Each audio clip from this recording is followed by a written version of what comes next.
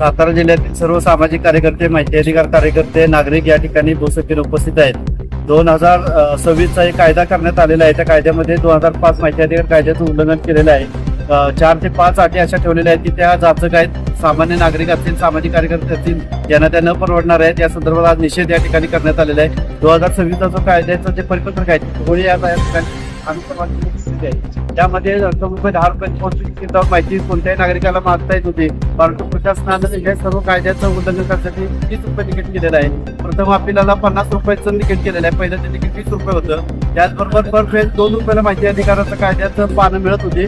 आज ती पानाची किंमत ₹5 केलेली आहे. अशा विविध जाचकाठी करून हा कायदा संपुष्टात आणण्याचं धोरण या शासनानं सुरू केलेलं आहे. त्यामुळे शासनाचा आम्ही धिक्कार करतोय. सदरचं परिपत्रक रद्द करायची मागणीसाठी सर्वांनी आज निवेदन जिल्हाधिकारी कार्यालय, मुख्यमंत्री आणि सेंट्रल माहिती अधिकार कायदा यांच्याकडे आम्ही देणार आहोत.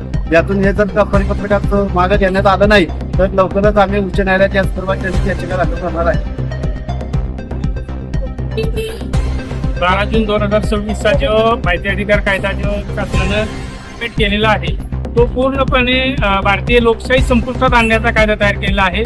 ज्याप्रमाणे शासनानं या कायद्यामध्ये बदल केलेला आहे त्याप्रमाणे प्रशासनामध्ये सुद्धा बदल करणं अपेक्षित आहे. आणि प्रशासनामध्ये जर सुधार झाला तर ह्या माहिती अधिकार कायद्याचा वापर करणे सुद्धा आवश्यक राहणार नाही, सर्वसामान्यांची अपेक्षा आहे.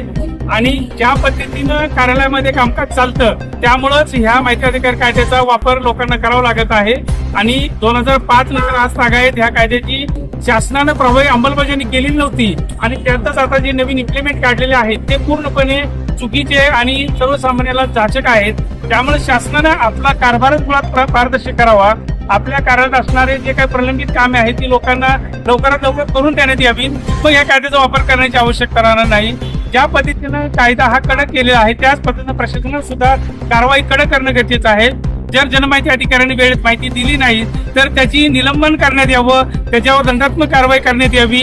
त्यानंतर जे द्वितीय अपील होतात ते द्वितीय अपील जवळपास वर्षानुवर्षे प्रलंबित असतात आणि त्या ठिकाणी सर्वसामान्य माणूस गेल्यानंतर सदरचे आयुक्त हे उर्मट भाषेत संबंधित अर्थार्थ बोलत असतात.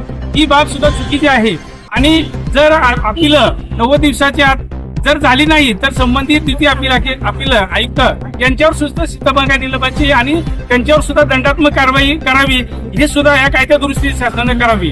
त्या पद्धतीने शुल्क वाढ किंवा इतर ज्या चाचेकाठी केलेल्या आहेत त्या पूर्णपणे चुकीच्या आहेत आणि त्या लागू जनमाहिती अधिकारी, प्रथम अपील अधिकारी, अपील अधिकारी सुद्धा लागू कराव्यात आणि त्यांचे बी सुद्धा निलंबन या कायद्या दुरुस्ती करण्यात यावी. जय महाराज.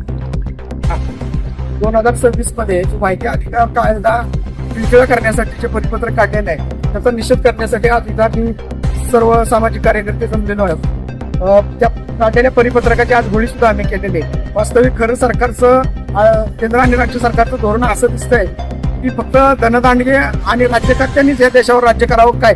कारण माहिती अधिकाराच्या माध्यमातून गोरगरीब जनतेला, सामान्य नागरिकांनाची सरकारी कारभार जो चालत होता त्याची माहिती घेण्याचा एक अधिकार मिळालेला आहे. तो अधिकार कुठेतरी खिळखिळा करून BLO म्हणजे खालच्या लोकांना सवलत होती माहिती मिळवण्याची ती सुद्धा ह्याच्यात त्यांनी रद्द केलेली आहे.